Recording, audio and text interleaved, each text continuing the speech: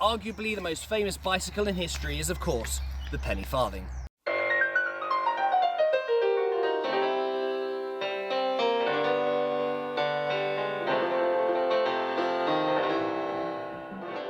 So here we have the penny farthing. Now these were actually called something else, but we're going to get onto that later on.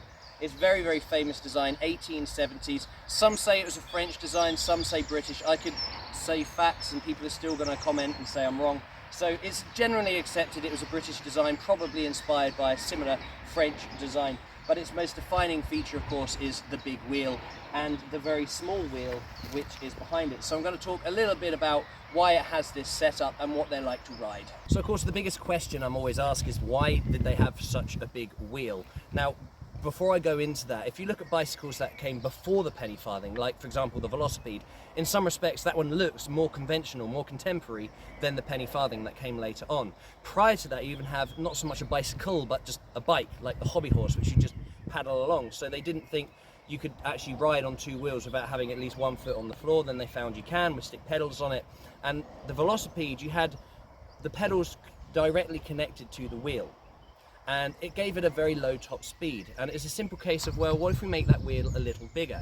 And that brings me to this extreme example.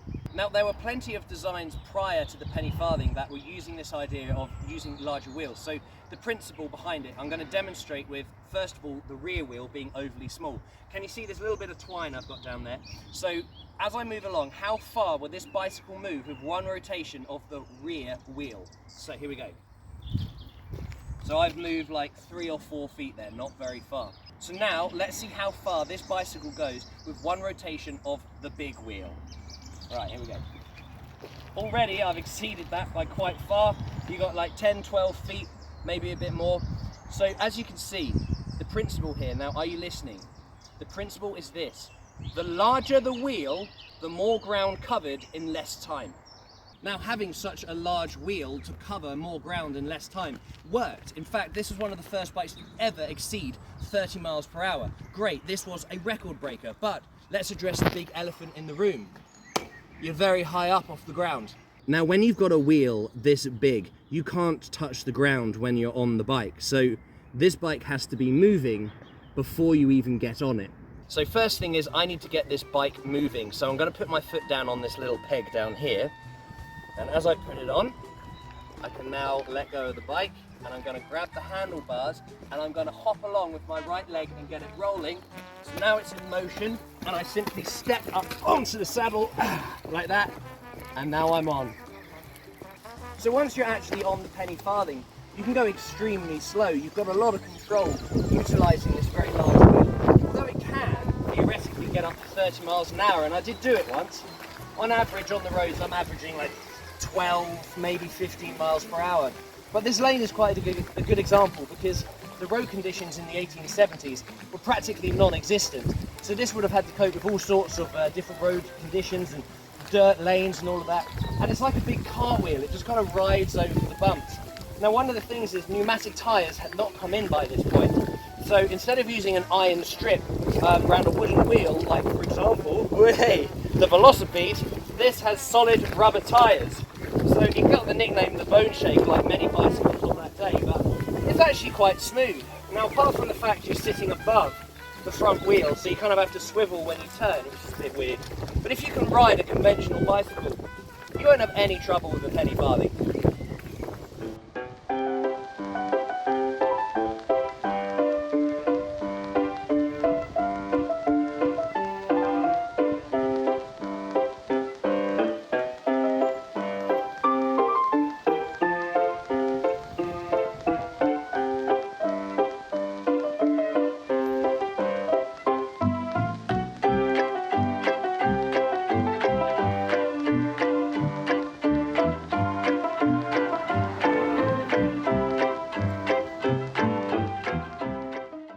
Now, it's all very well once you're actually on this bike, but with modern drivers and everything, they're not quite as courteous as maybe I'd like them to be. And if you need to stop, you do need to get off, because obviously if the bike stops moving, it falls over. So to do that, it's very simple. All I have to do while moving is push the handlebars away from me, and as the bike jolts forwards, I jump backwards and then I catch the saddle with my hands, which sounds simple, and let's put it to practice. Are we ready? 3, 2, 1, hop! It is easy when you know how. So there we have it, the penny farthing bicycle. Now, earlier on I mentioned that this is not actually called a penny farthing. In its day it was called an ordinary. The Americans called it a high wheel. It's earned the nickname penny farthing because of the large coin, the small coin, a penny and a farthing. But an ordinary because there were many other large wheel designs out there, whether it was a bicycle or a tricycle.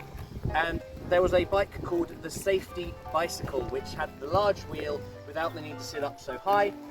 So you either had a safety bicycle for the wusses, or you just had an ordinary bike. This is ordinary, look at it, it's normal, it's conventional, please buy our product. So it's actually called an ordinary, but no one really calls it that anymore. So it's just standardized as the penny farthing.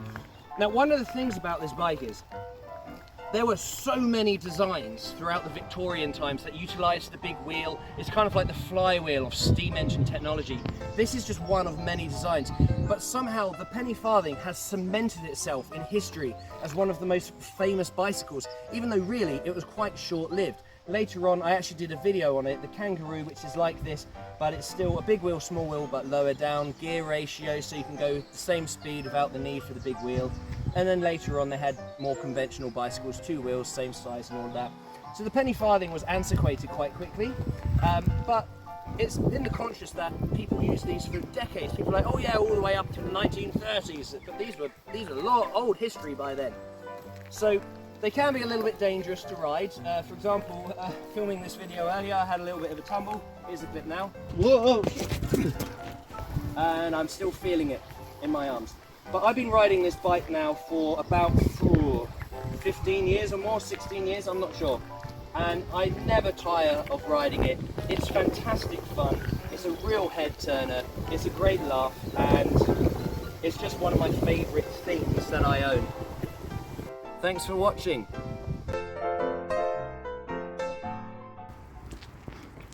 Now, it's all very well once you're on the bike, but obviously, whoa!